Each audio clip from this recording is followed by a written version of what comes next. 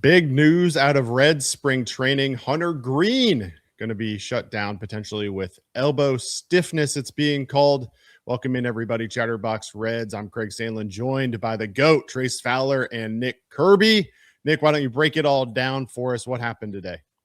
Yeah, there's a lot of news and reporting, so we'll just try to get through it all so just so everyone has a clear understanding of exactly where things stand with Hunter Greene. All right, this is the first story. This is from Pat Buchanan of the Cincinnati Enquirer, kind of breaking down the news in totality here. Reds ace Hunter Greene is departing spring training to seek medical evaluations for the team called right elbow stiffness. Team officials said they have a fuller view of what Greene's been dealing with by Tuesday, March 10th. Terry Francona, along with Nick Kroll, told reporters on Wednesday that Greene was returning to Cincinnati to see orthopedic surgeon and longtime Reds team Dr.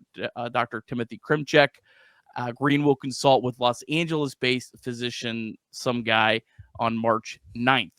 Francona and Kroll said that Greene wouldn't throw again this week. They were careful not to speculate on any aspect of the injury, including Greene's possible availability for opening day, although Francona did point out that missing a week of throwing wasn't advantageous with regard to opening day availability.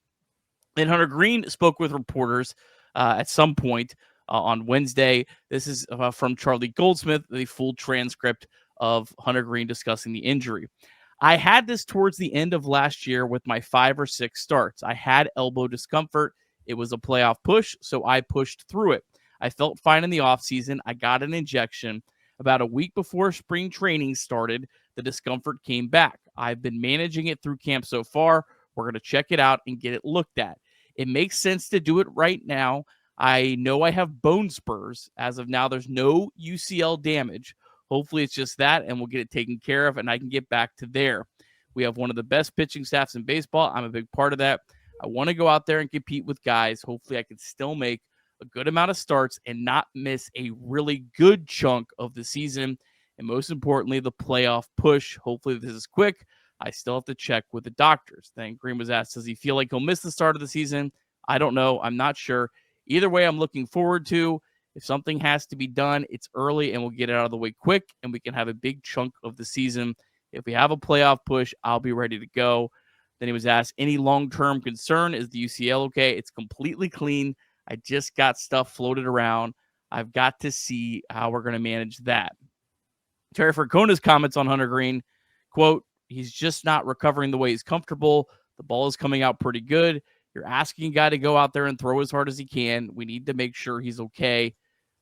Francona went on to say, you pick up the phone every morning and you see some pitcher in camp is dealing with an elbow injury. It's part of throwing a baseball that hard. And lastly, Charlie Goldsmith reported the Reds are not going to look for free agent starting pitching, in case you were wondering about that. So sorry to read that whole long thing, but I kind of felt like I had to clarify for people who maybe are just watching or listening to this that haven't been following the news so they knew exactly what was going on. Craig, take it however you want to go from here.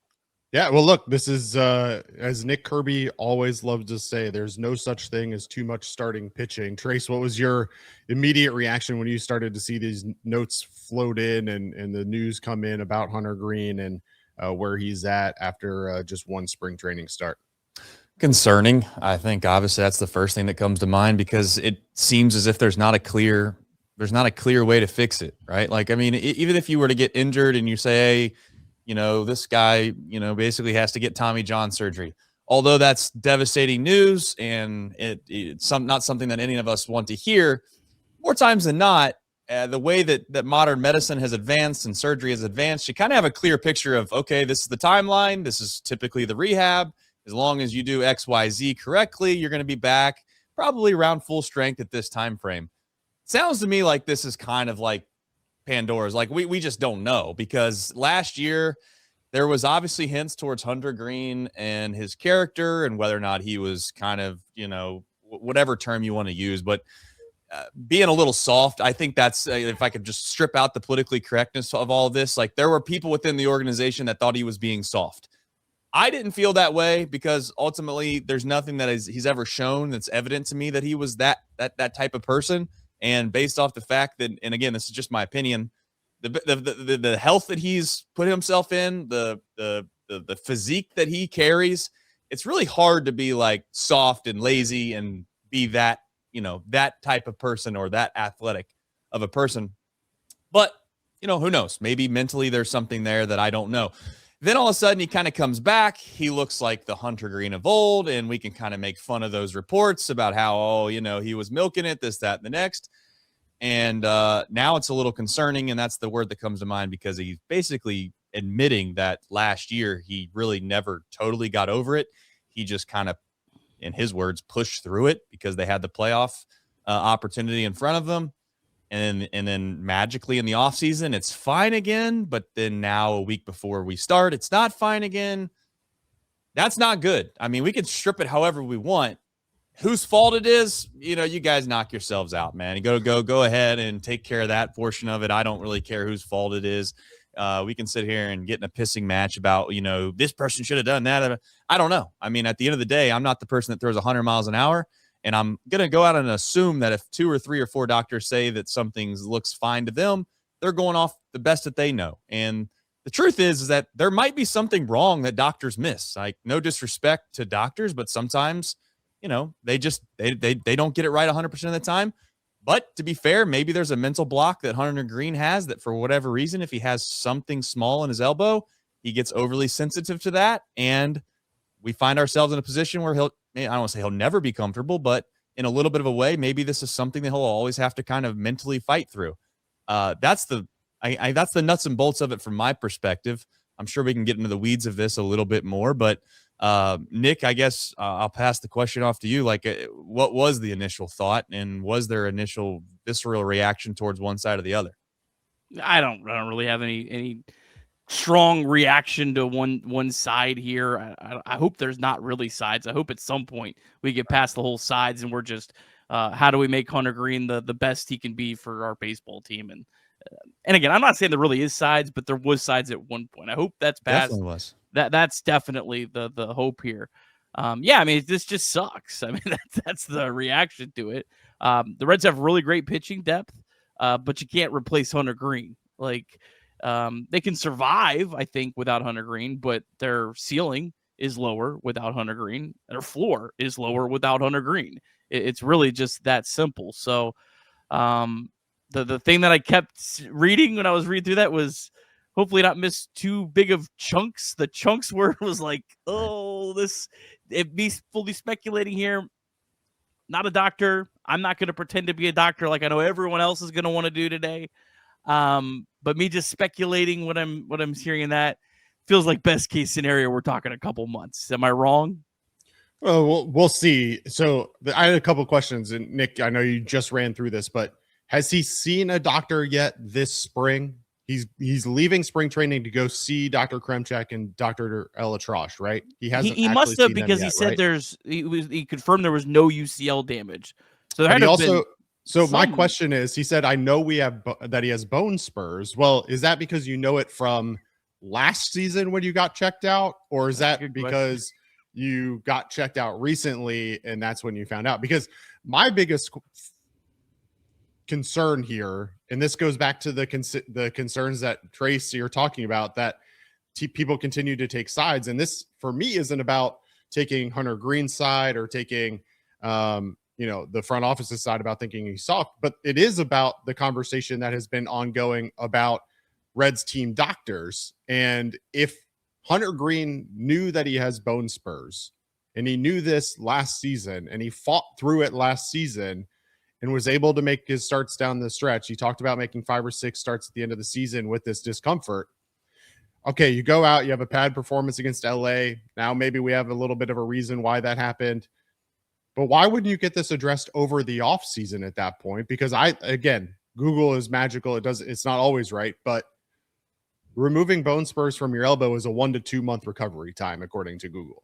And if that's the case, then why on October 15th are you not under the knife getting this taken care of to ensure that you're ready to ramp up for spring training and that everything's ready to go?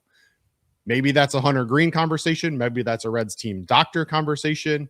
But if you knew that there was something going on last offseason or last season, and you didn't do anything to address it, and it's something like bone spurs, which is not just going to fix itself. Bone spurs don't just like disintegrate into your body. You got to get them taken care of, or you deal with the pain. Why wouldn't you get it taken care of? I just don't understand that part of it. And I know neither one of you are going to have the answer, but that for me is the taking sides is why isn't someone telling Hunter Greene, yo, be a professional, go get this surgery this offseason. Let's not risk it. It's a good question. I don't know. No one's going to have the answer. And I have a hard time believing that answer would ever be truthfully stated, to be frank, because both sides are going to do a little political, or not political, but maybe like little just public relations for the most part, right? They're going to try to be politically correct, whatever term you want to use. They are already doing it, right? I mean, to be fair, I think Terry Francona gave a pretty good answer. I don't think he gave an answer that was like a glowing endorsement that, hey, whatever Hunter Greene is saying, I wholeheartedly believe in, but he also didn't just completely knock off the idea that he might not have some, something going on that he certainly has to get fixed. Because at the end of it all, clearly the only person that truly does know, how they feel and what's going on is Hunter Greene. And I think that's the side that I always find myself like falling back on when you have to.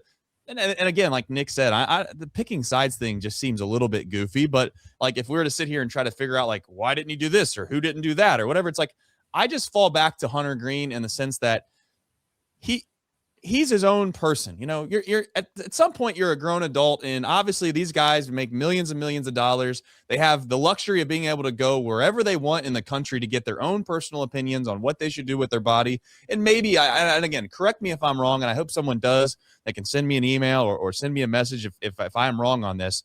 But I have a hard time believing if Hunter Greene wanted to get these things taken care of on his end, that he couldn't have done that, right? Like he has control of his own body. He could have gone to a different doctor. If we want to sit here and blame the Reds team doctors, and that's the whole spin that people want to make, he could go to a different doctor. He doesn't have to go to Reds doctors. Like that's that part of it all. Now, certainly, no doubt about it. I'm sure that there's a heavy influence on what the Reds doctors perceive and see and what actually happens. But if he wasn't forced to get surgery and he wasn't forced to go in and get something medically done, then I have a strong belief system that last year there was no evidence from an MRI perspective or from a medical perspective that he had to get something done. And I think he went around and got multiple opinions of this. And ultimately that's what the doctor said. So as goofy as this sounds, it seems like to me that there's a discrepancy between what Hunter Greene actually feels and what the medical devices, we'll call it that, because I don't want to blame doctor, but like what the medical devices can actually showcase and say whether or not there's something wrong. And there might be something, like, to be fair to Hunter Greene and the doctors, there might be something in between the medical devices and what's actually going on in his elbow that they just can't figure out exactly what it is. And maybe they're blaming the bone spurs. But again, he could have gone and seen some doctors and they could have been like, listen, these are really small bone spurs. I have a hard time believing that this is what's causing you discomfort. It just doesn't seem like enough. But who knows? It feels like it's all speculation. And at the root of it is what Nick said. It's a disappointing thing to deal with as a Reds fan, because he is a big part of this baseball team, like it or not. You can sit here and try to say, oh, we have good pitching depth and this, that, and the next. It's like, all right, well, he's a big part of it. I mean, and it's sad because I'm not to use another analogy here real quick, but it's like, there's another team in this town that's a professional team that has the same situation that kind of I feel like they deal with. And the fact that, they have a really important player, and everybody knows who I'm talking about without having to say it. They have a really important player that always seems to have something just go wrong. And it might not be anyone's fault, but it's just something that's always wrong. And now we find ourselves with the baseball team having something similar. Maybe not to the effect, because I don't think Hunter Greene is as big of an impact as obviously Joe Burrow, who is what I was talking about. But it has similar qualities. It's just disappointing to deal with as a fan. Deep South Commodities is a proud supporter of Chatterbox Reds and our Deep Drive of the Day, and DSC is a leader in renewable commodities for biofuel production, specializing in used cooking oil collection, aggregation, and sales. Visit www.deepsouthcommodities.com for more information. Thanks as always to our friends at DSC. And we also want to remind you that you can call or text 988 anytime, day or night. The 90-Day Suicide and Crisis Lifeline is a place to get support for anything related to mental health. Whether it's an immediate crisis, simply wanting to find out how to connect with care, or anything in between, it's a 100% confidential, secure, and anonymous way to reach out for help when you don't know where else to turn. To connect, call or text 988 or visit mantherapy.org to get help. It's okay not to be okay. Let's also not forget, like, Hunter Greene threw a one-hitter against the Chicago Cubs while he was dealing with this at the end of last year. So he was still effective. And that the Dodgers game, there was, I think Mookie Betts literally admitted that Greene was tipping pitches. And so, like, I don't really think that result really has any indication on what Greene was. I know Greene, like you said, Greene had a lot of opinions last year, and like it wasn't just the Reds that told him one thing. Like, he got his own opinions. So again, I don't know a whole lot about bone spurs, but just reading up from the Cleveland Clinic, says most bone spurs do not require surgery and are successfully managed by non-surgical conservative treatment. So it could be a situation where they thought that this was going to heal on its own, but they don't know for sure until it actually heals on its own, and it got worse. And from the Reds' perspective, you can't force a guy to get surgery if he doesn't want to get surgery either. So I think this is just the nature of dudes that throw 101 miles per hour. You're going to have stuff like this. You're going to have them get injured, and it's just kind of par for the course. I think the question, though, is most bone spurs. Okay, well, how many of that cohort are we talking about are professional athletes who are supposed to know their body better than anybody, who are supposed to be able to, build themselves up to be the ultimate athlete, right? Like, it's one thing for me to manage pain on a day-to-day basis if I have a bone spur. I'm not throwing 101 miles an hour every fifth day. That's the difference, right? So if I'm going out there and I'm exerting my body to the fullest every fifth day, I have to. Are you telling me reaching for the file? You're telling me that reaching for the file cabinet behind you, Craig, isn't stopping you from being able to get the job done? Rearranging the baseball cards on my shelf don't require full exertion. I'm just going to be honest with you, Trace. It just doesn't. They thought it was going to go away, right? Like, if we're going to do the speculation game, that's what happened. I think at the end of the year, he had something going on when they thought it was the bone spurs that were maybe inflaming some of this stiffness, or whatever term we want to use with the elbow. And they thought that, with a little bit of rest and recovery, that this would probably kind of fix itself. And I think Hunter Greene was probably like, I don't want to get surgery, and I don't want to have 2 months. And next thing you know, it rears its ugly head again. Walker Buehler, just doing a little bit of Googling around and finding stuff. Walker Buehler, when he was with the Dodgers, he had bone spurs. And there was actually a good report. Shout out Eldon Gonzalez of ESPN, kind of, I guess, talked to some doctors about this, and basically said pitchers with elbow bone spurs do not always need them removed, but surgery is required if the spurs cause significant pain, limit range of motion, or interfere with pitching mechanics. So I don't think this is necessarily a cut and dry, like, bone spurs, get them out. Like, it doesn't seem like this is the Dodgers. This isn't the Reds. This is a team that is the smartest in the room. This is how they dealt with it. So I'm not going to go down the speculation train and blame one side or the other. If other people want to do that, that's fine. That doesn't work for me. And I feel like I've been pretty clear, because I've been on Chatterbox Reds day one with injuries. I don't ever really speculate with the Dodgers. Or the doctors. It is what it is. Like, I'll question lineups. I'll question everything there is. But with doctors, I'm not questioning it. It's so far beyond my scope of knowledge or expertise that it's silly for me personally to question that. I think most reasonable people would say to themselves, like, it's not something that's easily fixed. Like, there's not an easy solution to this. There's reason that the world deals with certain issues time and time again, generation after generation after generations, because more times than not, there's not an easy solution to whatever the problem is. And I have a pretty strong feeling that this is not a cut and dry case. The bone spurs, maybe they were there one day and not the next. Maybe one start, he felt like he was the guy of old and no problems at all. And the very next start, there was something that was, obviously maybe bugging him a little bit. And if you're the Reds, are you going to come in at the end of the year last year and probably be like, yeah, we want you to go, we want you to be gone for the last month of this season because you want to get these bone spurs removed when it's just kind of soreness and it's not something that's, possibly going to lead to a bigger injury? Or do you want Hunter Greene to continue to try to pitch through this elbow stiffness for the rest of the year and tough it out? Like, I would say that you could give both sides a fair and honest case as to why they believe what they believe. So, I'm with you, Nick. I expect Hunter Greene to probably be gone for a month or a month and a half or 2 months. He's going to try to get this thing cleaned up. They're going to try to make sure it's done once and for all. We don't have this kind of keep flaring up randomly, and we move on with it. So you got to go, and I would say, like, to tongue in cheek, to have a little bit of fun here. We can smile on a show that's probably a little bit of a Debbie Downer. At least the Reds have experience with this a little bit, right? Like, it's not like this is not something new. I mean, it's not like Hunter Greene has made every single start of his Reds career. So, like, we can do this. Like, I'm not as sad as it is to say, this isn't shocking. And I would also say this doesn't dampen my spirits about the season. Not a whole lot. Like, I know how important he is, but I'm not going to sit here and be like, oh no, pack everything up. We're done.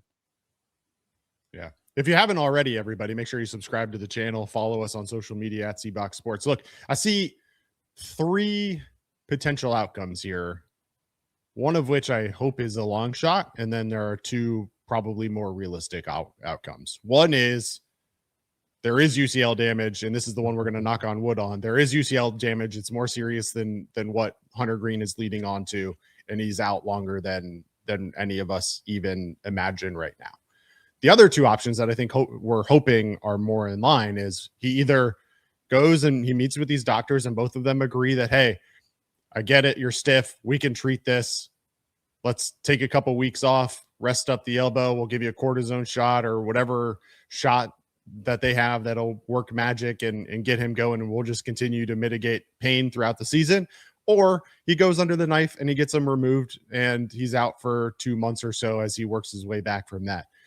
The good news is the long shot is the long shot, but other than that, we're really talking about maybe missing the first month of the season if it's not something bigger than what Hunter Greene is leading on. So there is that, and ultimately it's going to be up to Hunter Greene. It's going to be up to the doctors and figure out what the right steps are. But it's hard because I sit here and we make jokes, but like at the end of the day, as a professional athlete, nobody knows your body better than you. And if you're going to be able to work through it, then that's great. But if this was, and Nick, if you know this off the top of your head, great. But if you don't, like, what we don't know is, did Hunter Greene wake up with some stiffness and he talked to the doctors and like, hey, let's get this checked out, but make sure it's not something serious? Or is this like, hey, man, this is really bothering me. We really need to get this taken care of before it becomes a bigger problem. And we got to do it now because I just can't continue to throw the way I am. We don't know what those conversations look like, and we don't know what the future holds. And obviously, as always, here at Chatterbox Sports, we'll be sure to bring you the latest updates as we have them. And like I said, make sure you're subscribing to the channel. We'll talk about what this means for the Reds in future episodes, who picks up Hunter Greene starts, who's your opening day starter, and much more. Of course, final thoughts, gentlemen. Trace, from you, final thoughts on Hunter Greene and this injury news today. I think it will all work itself out, and I am not going to let it deteriorate the rest of my day, my week, and or spring training. It is what it is, and to be completely honest, if you thought that Hunter Greene was going to throw the ball every 5th day for the entirety of the season to begin with, then you haven't watched the Reds a whole lot then. Final thought is I'm glad the Reds didn't trade Brady Singer. I knew you were going to say that. I actually knew you were going to say it. Before I got on this show, I thought there's one line that I would put my entire wealth on, which isn't a lot, by the way, maybe even my whole entire kids' wealth once they grow up, is that Brady Singer's name will be brought up. And sure enough, Nick, 23 minutes, you would have. Final hour, you got it in, Nick. I took the over on that. But Nick, what if they traded Hunter Greene to the Arizona Diamondbacks for Ketel Marte? Not to keep dragging this out, but I will say, for the Reds front office perspective and the whole maybe should you shop Hunter Greene, maybe they're a little bit vindicated on that. At least the idea of it. We're not going to do this, but would he have passed the protocols of the physical? Probably not. Like that might be why it didn't go anywhere. It would have come up, but the question would have been, would the Diamondbacks have been willing to understand that bone spurs may or may not be something that you can take care of throughout the season? We don't know. The Dodgers would have taken that risk because they have like 7 guys with this, and they just rotate who's in and who's out, and it doesn't matter to them. Yeah, we have 8 guys with bone spurs. Yeah, can we trade him for Gavin Lux again? This guy's bone spurs hurt today. Yeah, we're gonna put him on the IL for 2 weeks. The other guy, his bone spurs are cleared up. He can come in. They just can't drive. You can't drive the Porsche today in LA. You can just drive the Lambo. But once the Lambo breaks down, the Porsche will be ready again. So it'll all work itself out there. Nick Senzel's on the Dodgers. Maybe we can trade Hunter Greene for him and Santiago Espinal. Maybe it's there you go. Oh, baby. You know Espinal's going to go off this year. You know it. We all know it. He's going to be the left-handed masher in baseball. He's going to have a 1,200 OPS against left. I think he'll be playing with Candelario before you know it. All right, everybody. Make sure you subscribe to the channel. Drop us a like on the video if you enjoyed it. We appreciate you tuning in as always. And make sure you follow along on Chatterbox Sports. We got great content for all of your favorite sports teams and throughout Cincinnati. Big week, but big couple weeks for the Bearcats, Nick. So I know the guys over at Chatterbox Bearcats are having fun right now. And just dropped a new episode recapping the big win over BYU, and I know they'll be all over that. And be sure to check out Chatterbox Reds wherever you get podcasts as well, recapping every single game. If you're watching this as it's released on Wednesday, will be a new episode on Thursday morning, recapping the Reds game against Cuba. Yes. So the Cuban national team. Hopefully the Reds can do better than the Brewers did. Brewers lost to Great Britain. They did indeed. All right, everybody. For Nick Kirby and Trace Fowler, I'm Craig Sandlin. This has been Chatterbox Reds. We appreciate you tuning in. Till next time, go Reds.